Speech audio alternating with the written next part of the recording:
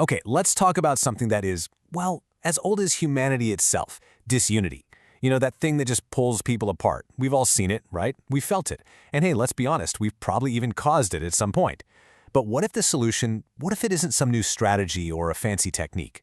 What if it's a total, radical shift in our entire mindset? That's what we're going to dive into today. So really think about it for a second. When a team falls apart or a friendship just dissolves, is it really just that one disagreement, that one little misunderstanding? Or is there something, way deeper going on? Well, the source material we're looking at today, it's based on this ancient letter to a group called the Philippians. It makes a pretty bold claim.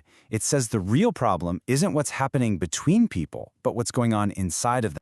All right, so before we can even talk about a solution, we've got to do a little detective work. We have to dissect the problem, right? And the source we're digging into, it points a finger at two specific mindsets. Two, let's call them hidden culprits that literally act like acid, just eating away at the things that connect us. Okay, so check this out. The first culprit has this really specific name. The source highlights an ancient Greek word, erytheia. Now, this is not your normal, healthy ambition, the kind that pushes you to do better. No. This is something else entirely. It's a self-seeking rivalry. It's that drive to promote yourself, even if it means tearing down the team to do it. It's the ultimate me before we mindset. So you've got that selfish ambition, erytheia, and then you've got its partner in crime, conceit. The source calls this a kind of arrogant, hollow pride. It's not real confidence, right? It's more like an inflated ego that's just screaming, "Look at me!" And when you put those two things together, oof, you get this toxic brew of envy and backstabbing and just total chaos. But you have to wonder, right? Where does this stuff even come from, this need to put ourselves first? Well, according to the text we're exploring, this isn't just some little human flaw we all have. Nope, it's framed as part of a much, much bigger story, a cosmic one even. And this timeline here, it lays out that grand narrative perfectly. It all starts, the source says, in heaven itself, with an angel's prideful thirst for more power, more position. Then, that same spirit of discontent, that desire to rise higher, shows up in the Garden of Eden. And from there, well, that same self-seeking impulse lands smack dab in the human heart. It's the root of all the rivalry and fighting we still see today. So, okay, if that's the diagnosis, this deep cosmic drive to lift ourselves up, then what on earth is the cure? Well, the prescription the source gives us is just as radical as the problem. It's a complete 180-degree reversal of that entire way of thinking. Let's dig into what that actually looks like. And here's the thing. The author of this letter, a guy named Paul, he doesn't just hand over a list of rules and say, follow these. No, he points to a person as the blueprint for this new mindset. And in doing so, he shares what many people believe is one of the most powerful and, honestly, beautiful passages in the entire New Testament. Now, for this to really land, you have to get where it starts. It begins at the absolute highest point imaginable. The passage describes Jesus as being, in his very nature, God. He had ultimate power, ultimate authority. But, and this is the key, he didn't see that equality with God as something to hold on to for his own advantage, not something to cling to or use for himself. And this is the pivot, the moment everything flips. Instead of holding on tight to all that power, he did the complete opposite. He made himself nothing.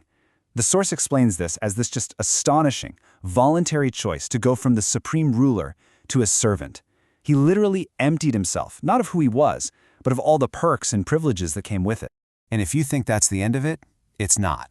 The passage pushes this humility to its absolute final conclusion.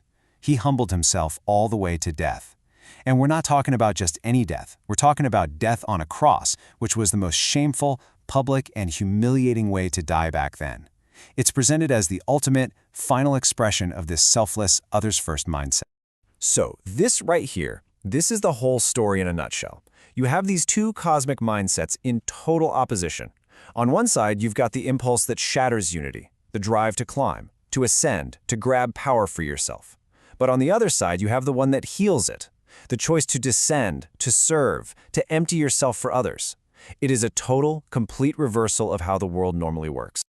Okay, that is incredibly profound. But let's be real for a second. It brings up a massive question, doesn't it? How on earth does a regular person actually live like that? I mean, it goes against pretty much every single one of our natural instincts. How do you just decide to change in such a fundamental way? Well, the source gives us a really helpful metaphor, almost like a modern one. Think of your mind like a computer, and every single day it's being programmed by all the stuff you let in, the media you consume, the culture around you, the conversations you have. So the idea here is that you have to intentionally counter-program. You have to choose to feed your mind with different inputs, things that are true and good and pure, to literally renew the way you think. But, of course, there's a catch. It's not as simple as just trying harder. The source argues that pure willpower and just, thinking positive can only get you so far. And why is that? Because, pulling from the ancient prophet Jeremiah, it says our own hearts are, well, they're biased. They're described as deceitful, which basically means we can't always trust them to tell us the truth about ourselves. We all have major blind spots. So if we can't fully trust ourselves to fix ourselves, then what's the answer? The source uses this incredibly powerful metaphor. It says what's needed is something like a spiritual heart surgery. An outside force has to come in, what it calls the sword of the Spirit, or the Word of God, to get to the root of the problem, to show us our real thoughts and motives, and to do the deep work that brings about genuine, lasting change. All right, so we've looked at the deep-seated problem, we've seen the radical model for the solution, and we've talked about the need for this kind of internal surgery. But what does this actually look like day to day? Let's get super practical now. How do we turn this big idea into something we actually do? It's amazing. The source boils this entire cosmic drama down to 2 super practical steps. First, value others above yourselves. Just think about that. It's a complete rewiring of how we see people. And second, look not only to your own interests, but also to the interests of others. It's a conscious, deliberate choice to shift your focus from me to you. So simple to say, right?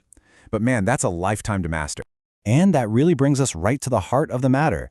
The source text we've been walking through, it doesn't give us a 5-step formula for easy unity. Instead, it leaves us with a really challenging, really personal question to wrestle with. It asks us to think, what would it actually take? What kind of death to self, as the text puts it, would it take for us to genuinely, truly esteem others as better than ourselves? And in doing that, to maybe, just maybe, become a real source of unity in a world that so desperately needs it. Something to think about.